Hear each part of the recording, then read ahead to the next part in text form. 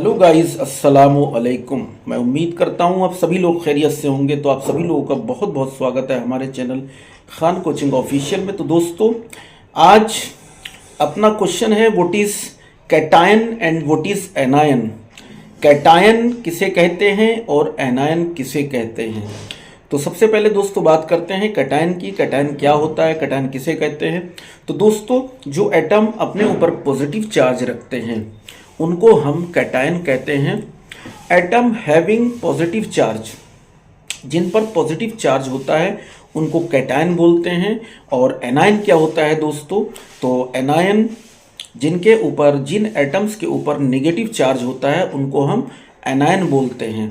तो the atom having negative charge are called anion.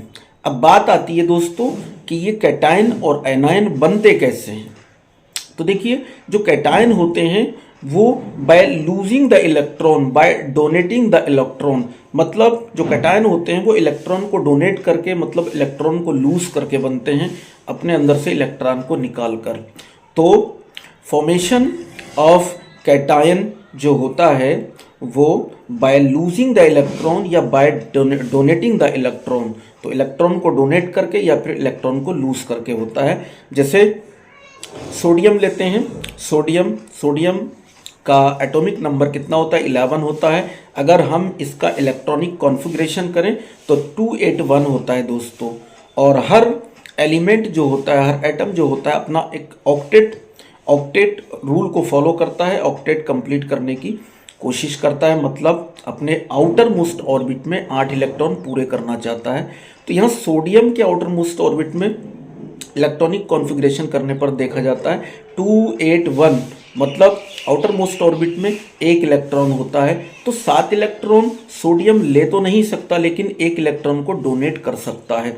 तो जिन atom के आउटर मोस्ट ऑर्बिट में दोस्तों 1 2 3 तक इलेक्ट्रॉन होते हैं तो वो मतलब अपने इलेक्ट्रॉनों को डोनेट करते हैं। तो ऐसे मेटल्स होते हैं। तो सोडियम अपना 1 इलेक्ट्रॉन डोनेट कर देता है तो उसके ऊपर 1 प्लस आ जाता है, मतलब जो एटम जितने इलेक्ट्रॉन अपने अंदर से निकालता है उसके ऊपर उतने ही प्लस आ जाते हैं। तो ये प्रोसेस होता है कैटायन बनने का। और ऐसे ही एनायन की अगर बात करें तो वो एटम जिनके ऊपर नेगेटिव चार्ज होता है उनको हम एनायन बोलते हैं। Atoms having negative charge are called anion. तो फॉर्मेशन ऑफ आयन जो होता है, आयन का बनना, वो बाय गेनिंग द इलेक्ट्रॉन होता है, बाय रिसीविंग द इलेक्ट्रॉन, मतलब इलेक्ट्रॉन को गेन करके। जैसे क्लोरीन होता है 287 होता है इसका इलेक्ट्रॉनिक कॉन्फ़िगरेशन, एटॉमिक नंबर 17 होता है। तो क्लोरीन के आउटर मोस्ट ऑर्बिट में दोस्तों 7 इलेक्ट्रॉन होते हैं।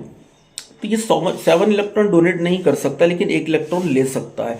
तो ये 1 इलेक्ट्रॉन को गेन कर लेता है तो उसके ऊपर एक माइनस आ जाता है, नेगेटिव चार्ज, 1 नेगेटिव चार्ज इसके ऊपर अपीयर हो जाता है। तो जो एटम जितने इलेक्ट्रॉन गेन करता है उसके ऊपर उतने ही माइनस लग जाते हैं। तो ये प्रोसेस होता है एनायन और कैटायन बनने का। तो दोस्तों, जब एनायन और कैटायन की नॉलेज हमें हो जाती है तो हम इस एनायन और कैटायन से एक बहुत बड़ा काम कर सकते हैं। हम जो फार्मूला होता है उसको हम तैयार कर सकते हैं। जैसे अगर मैं बात करूं सोडियम सल्फेट की, तो सोडियम सल्फेट बना कैसे है।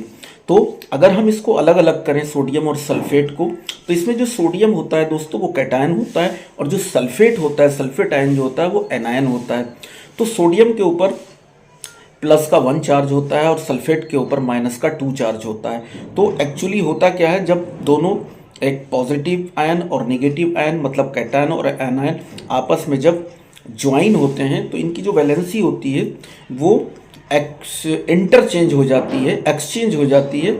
मतलब जो सल्फेट की वैलेंसी है वो सोडियम पर आ जाती है और सोडियम की वैलेंसी चली जाती है सल्फेट पर। तो सोडियम के ऊपर प्लस 1 चार्ज है तो 1 सल्फेट के पास चला गया, और यानी एक तरीके से हम क्रॉस मल्टीप्लाई कर देते हैं इनके चार्जेस की। तो फार्मूला बन करके जैसे सोडियम +1 होता है और SO4 -2 होता है, अगर हम फार्मूला बनाएं तो ये बनेगा Na2SO4। तो ये बेनिफिट होता है कैटायन और एनायन को जानने के बाद। तो ओके दोस्तों, बाय बाय।